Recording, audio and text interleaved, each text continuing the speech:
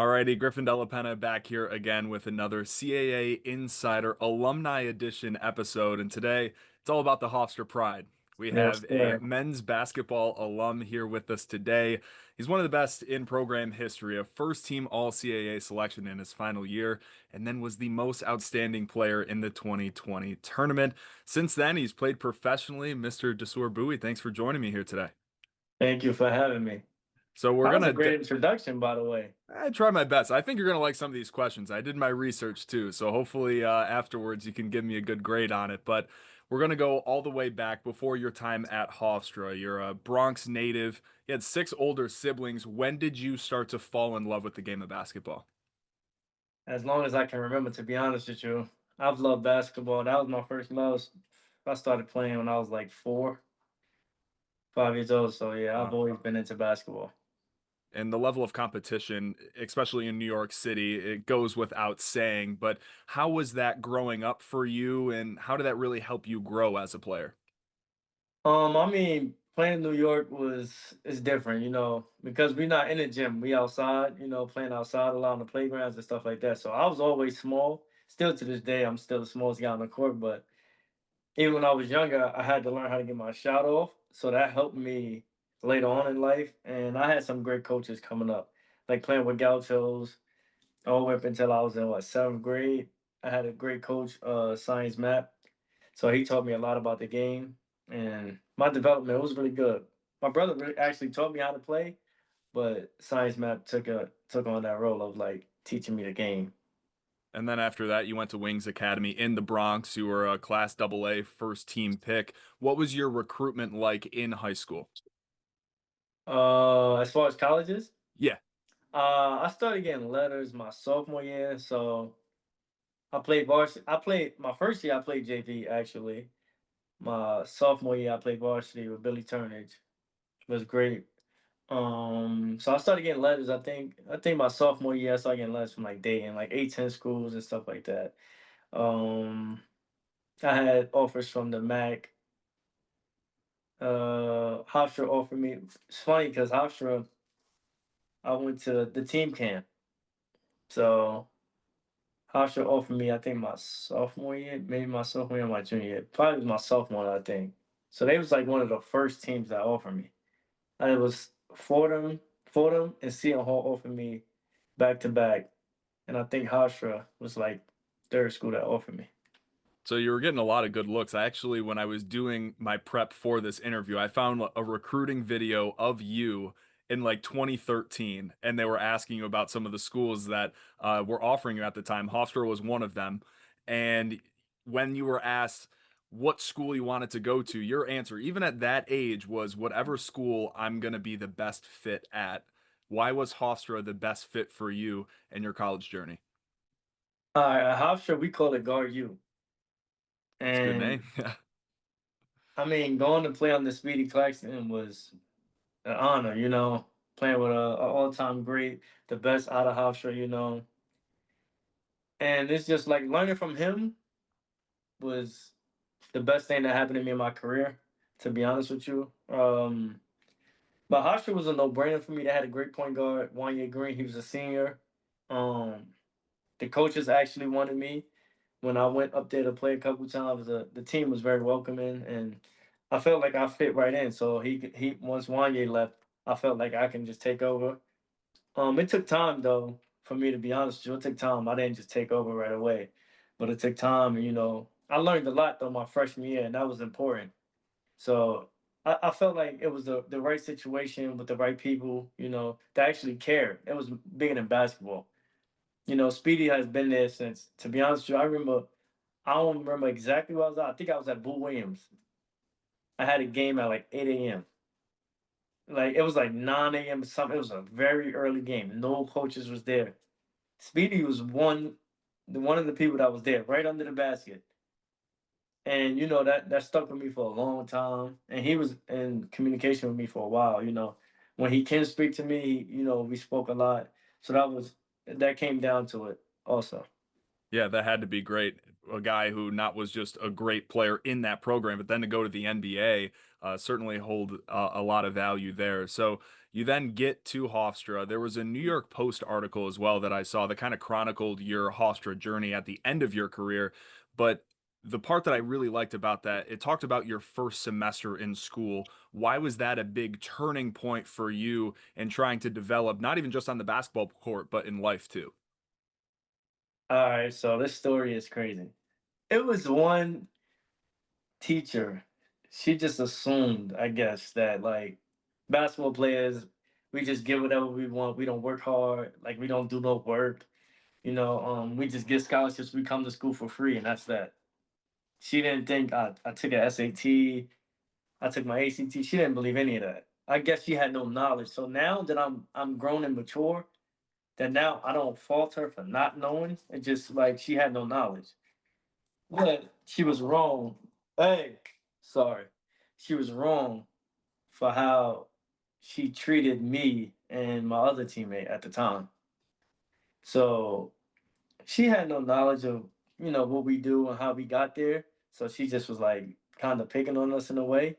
And it was wrong. But, that made me like think like, oh, this is real. I gotta stay locked in. I gotta stay engaged in the classroom. I gotta get to meet my professors and get to know them. And from that moment on, that's been my tactic going through school. I wasn't the smartest, but I was introducing myself to the teachers and everybody. So that taught me that. And kind of laid the blueprint for you for your freshman year. You did see some playing time and you guys lost in the championship that year, but you still went to the NIT as well. So then going into your sophomore year, you're looking to build on that. And that's when adversity kind of hit for you. 8 games Mhm. into that season, you tear your ACL. What were some of those mixed emotions at that time? Because then you were also welcoming your daughter Jada into the world too. So it had to be some highs and lows at that point in your life. I will tell you one thing: God is the greatest. Because when I was in that, I tore my ACL. I wasn't really necessarily. I won't say I was. I was in a bad spot, like mentally, but I had no idea that I was in that situation. Because you just going through your day to day, working out, stuff like that. But I used to go to physical therapy, and when I used to go to physical therapy, I used to have on my headphones, sweatpants, because it was like it's a long process. But I was in a dark spot mentally and had no idea. And God is so great that He brought me my daughter into this world, and that changed everything for me. I was locked in, bringing shoes, shorts, shirt, no headphones, put my phone in my bag, and that was the turning point for me because I had another why, another reason, of responsibility on my hand, which was my daughter, and it was like it gave me a different push, to want to be great and want to stay engaged in the game. So God did His thing with that. And then you get back on the court in that 2017-18 year. Second half of the season, you actually started to start again, and you're back on the court. How did your game really evolve? Because initially you were more of like a pass first point guard, it seemed like, and then towards later in your career, you became a CAA all defensive player in the entire league. So where throughout that journey did your game start to evolve a little bit? I've always been a pass first, still to this day I am, but I can score.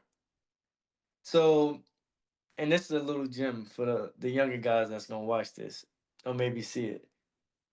You have to be a player that you understand where your role is and where you can be effective on the court. At the time, we had a great scorer, one of the best scorers probably ever CAA will ever see, Justin Wright Foreman.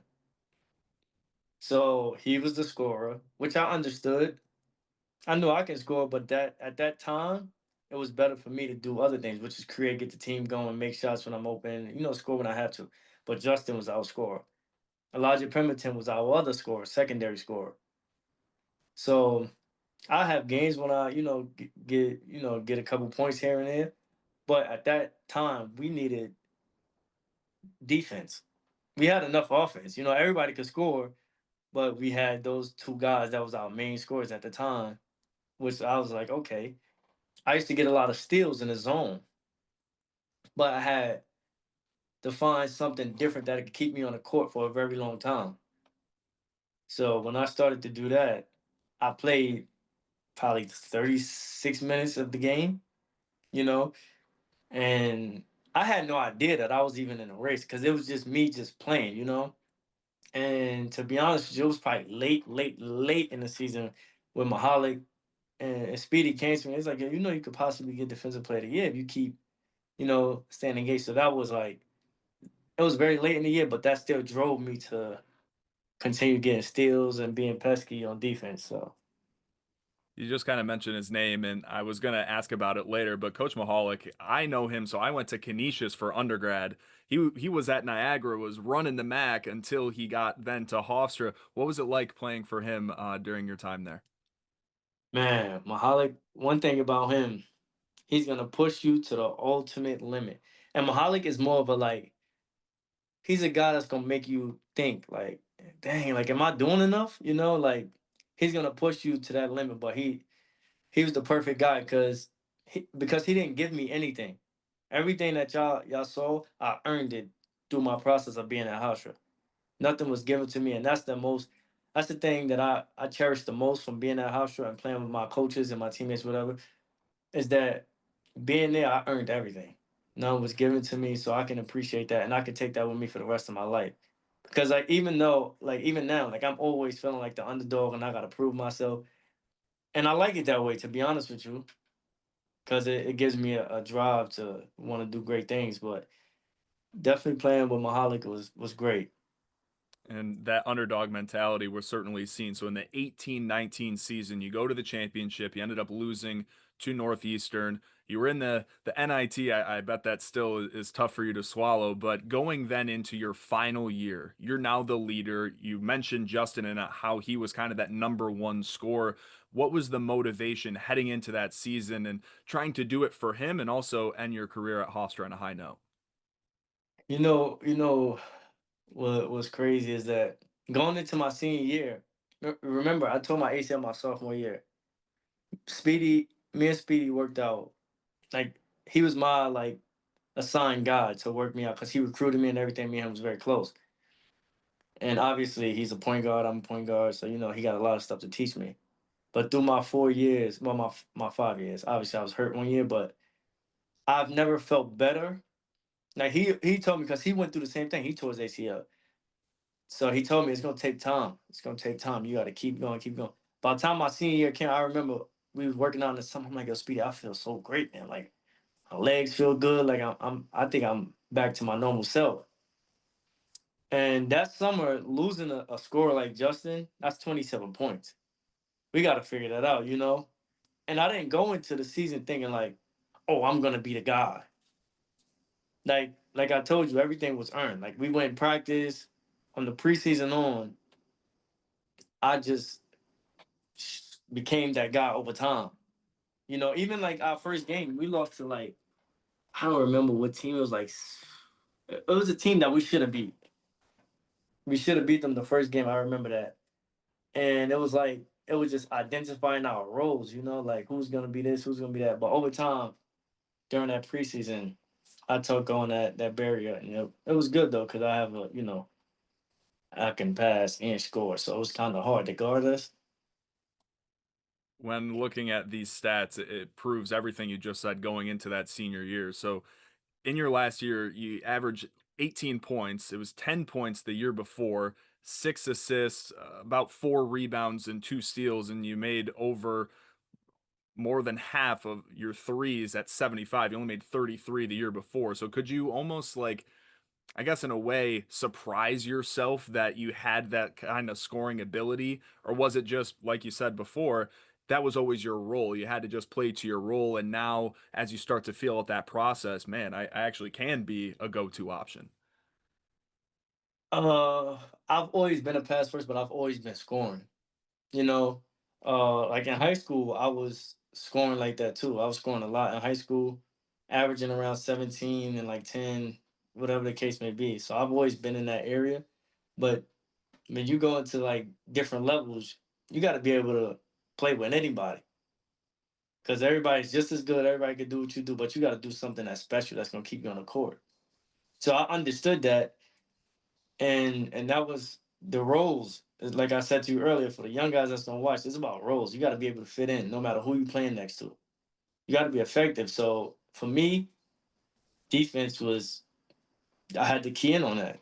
Everybody has to play defense, but you have to be doing something special to keep you on the court. So me getting steals and being pesky, that was my job my junior year. That's what I needed to do and create to stay on the court. And I knew that. Make shots, obviously, but that was the big part of it. My senior year, like I said, was nobody had a role. Nobody understood yet who was gonna be the guy. They probably thought like Elijah Pemberton was gonna be the main guy, because he was a 4-year starter. He was the second leading scorer. He's been scoring like that since he was a freshman. So they probably thought he was gonna be the guy.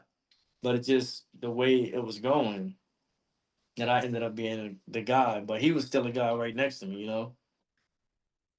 What was more memorable for you, 44 points against Elon or 29 points at UCLA and beating the Bruins in their house? Ah, that's a good question. Because I will say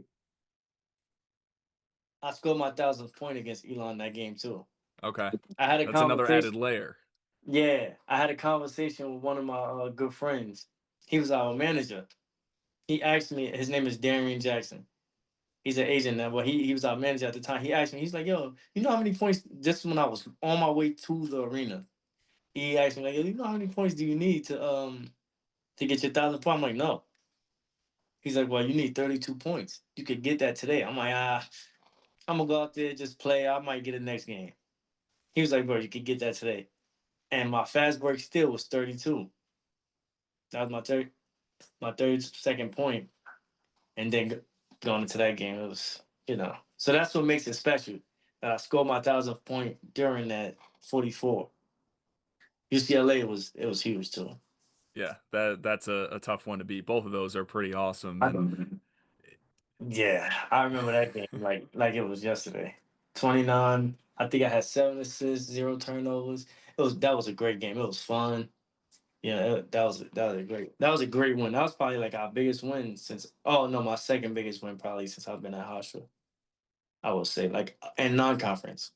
non-conference, because as your final season was coming to a close, you're the regular season champs. You get back to the championship game, and it's against Northeastern again, the team who beat you the year before. You were the MVP of that game. Just how fulfilling was that moment to get to the mountaintop, and after all the adversity that you faced in your college career, to get to that point? Ah, man, that was special, bro. That was special. Playing against Northeastern, they was always a headache. Always a headache. I don't know why, but they played phenomenal against us every single time. Going into even my junior year, and that championship game, they hit like 18 threes that game. They shot the ball very well. So like that was. But going into my senior year playing against Northeastern again, it was no chance we was losing that game. No chance we was losing that game. No chance. Everybody was ready to play. Everybody. Knowing what happened the previous year and they just being a headache over the years for me, I had our boys ready. We was ready to play that game. So then that was Hofstra's going to be first appearance in March Madness since 2001. And it's the day that I'll never forget where I was, March 12th, 2020, when the world just shut down. The NCAA tournament was canceled. The rest of the spring sports season went away. And how the CAA tournament works was you guys were already punched in. A lot of those other tournaments that people talk about, they were going on, but you guys, you were Right. ready to go. You were one of 12 teams that already had that buy into the tournament. Where were you when you found out that you were not going to have that experience? Liter- Literally, um, after the game, we had a conversation about it. It was brief. They was like, "Oh, they still gonna have it. It's gonna be closed or something like that." The next morning, we had a meeting, and they said we would have to go early, stay in the hotel, yada yada, whatever. Right after that, probably like 2 hours later, cancel. Ugh. It I was just tough. can't imagine. I was a freshman at that time, and even for me to see the older guys who were then going to be done and never would play again, I just can't imagine that. So my heart goes out to you and all of your teammates that didn't get that experience. And I'm at least very glad that Hofstra has really celebrated that team. You guys still have the banner there because it is such an amazing accomplishment that you guys, unfortunately, for nothing that you did wrong, just weren't able to have that.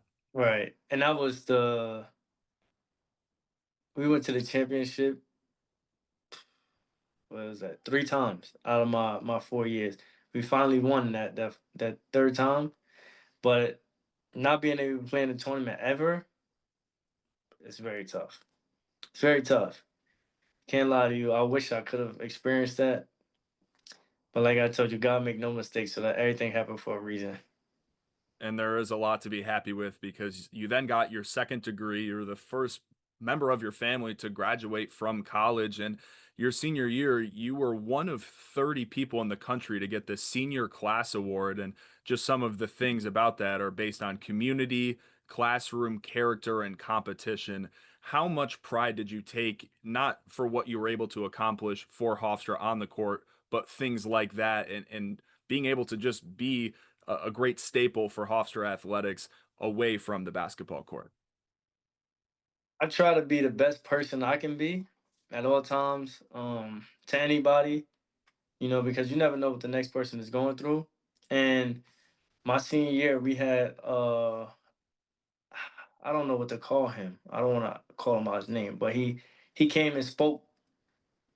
Came and spoke to the whole athletic department in the auditorium, and it was some younger. He was on I think he was on a golf team. I don't remember what team he was on, but it was a guy that I found out that day with that guy that he was trying to, like, he wanted to take his life. So he used to set timers on his phone. If nobody said hi to him or anything like that, he used to, like, he was gonna take his life. But walking through campus, sometimes people would say hi to him. And that touched me because you never know what other people was going through. I've always been a good person, but that made me become a better person. And just trying to get to know who I'm around, seeing faces on campus and stuff like that. Just, just saying hi, giving a little time out your day when you have it. You sitting in the student center, you eating. People walk past, you say hi and stuff like that. So I always wanted to not embarrass my family, you know, and be the best person I can be.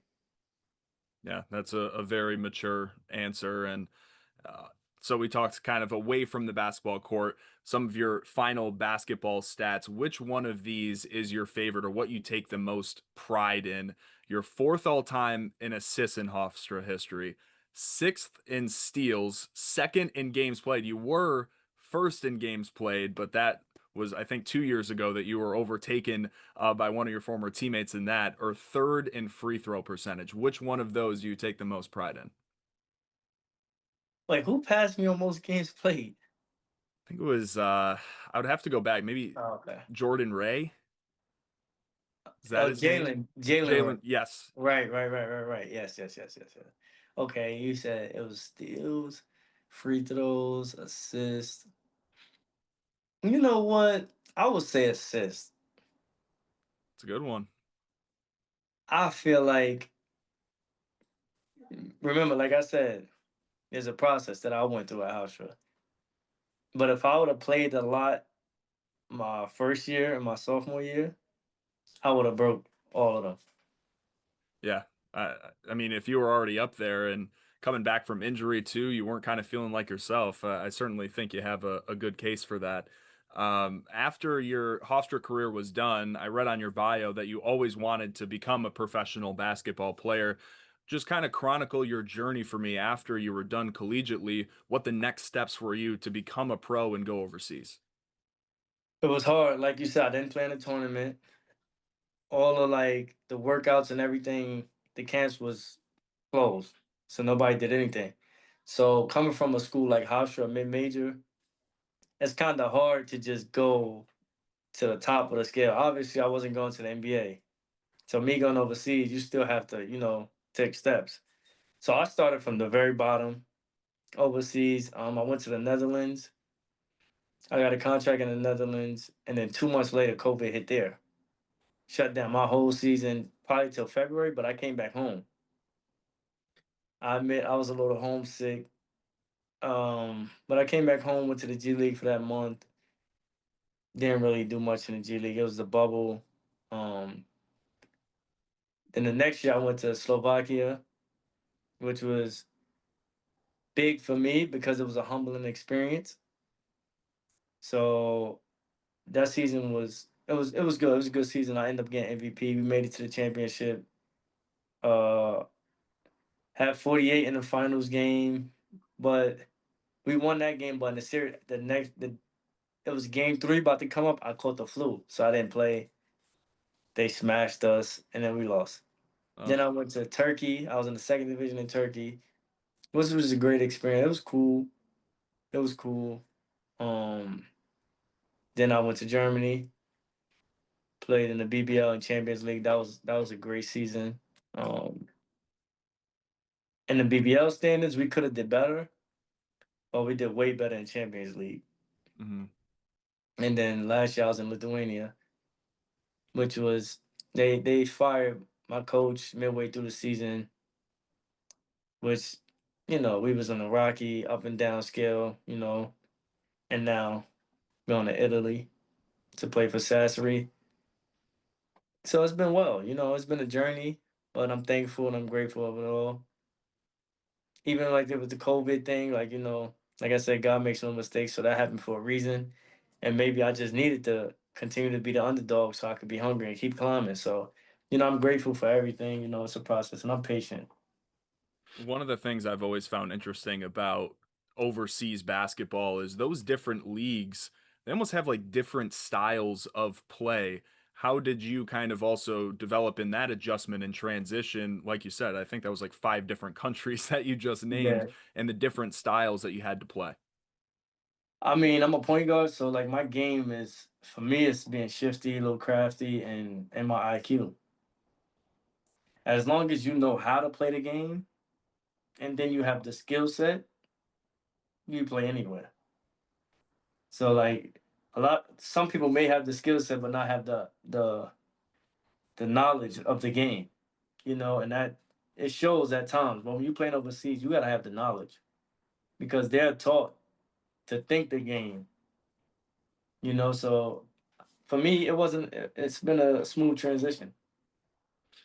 What are some of the crazier stories that you also always hear about the fans there too and how much pride they take in their teams? What was that kind of, at least in the States, collegially, you have over 360 teams. These for these countries, I mean, it is almost everything for them. Yeah, last year in Lithuania, our fans got into a fight. Like I think at two different games, they got into a fight. Dudes bleeding, just fans, during the game too. Like I was on the bench one time. I look up, I see them throwing punches. Like it's they take pride in they teams over there. Ain't no joke.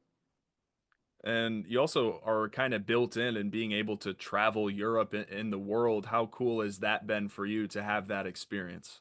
Very fortunate. Very grateful because I couldn't imagine myself away from my family. Like especially being 8-hour differences and stuff like that. So it's hard to communicate, through the day. But man, it's a blessing. You get to experience different cultures. You go places you never thought you'll be, trying new foods, languages, and you just see how different it is from America. Like just comparing it, it's great to be overseas. To be honest, it opens your eyes for a lot of things. It's very different from what you're familiar with, but it it it opens your eyes. And you did mention that you'll be going to Italy and playing there. That was just announced earlier this week that you signed with Dynamo Sassari. Uh, what's the next step for you in your career with that team? Just a little bit of your early experiences with them and kind of what you know. To be honest, and for me personally, I want to play at the highest level in Europe. That's EuroLeague.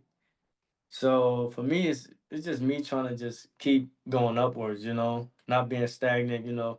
Trying to be better than I was last season. Trying to be more healthy.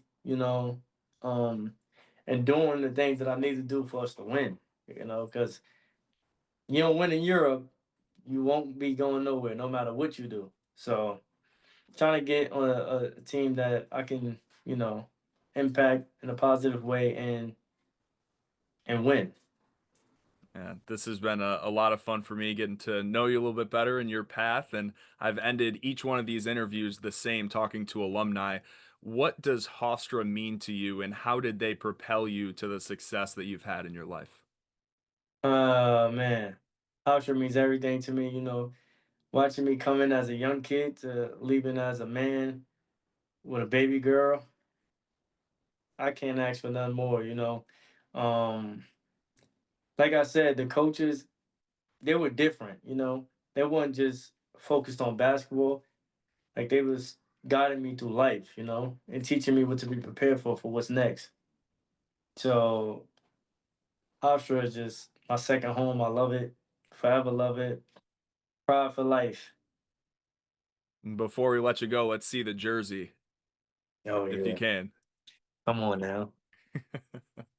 Come There on we go. now. There we go. We got the net. Oh, and the backstory to this net too. I grabbed this little string that you see right here. This is all I got from the net. Mahalik gave me this. Wow. That's my guy. Got to hook up the MVP. That picture too is great. It's from my senior year when she was 3 years old. I think at this time, yeah, 3 years old. Yep. And That's amazing. now she's 8. She's upstairs though. She's 8 years old now. This is crazy. Life flies. It is awesome. Well, Desure, thank you very much for taking the time. I'm looking forward to following your journey overseas, especially in Italy this upcoming season. Thank you so much. I appreciate you for having me.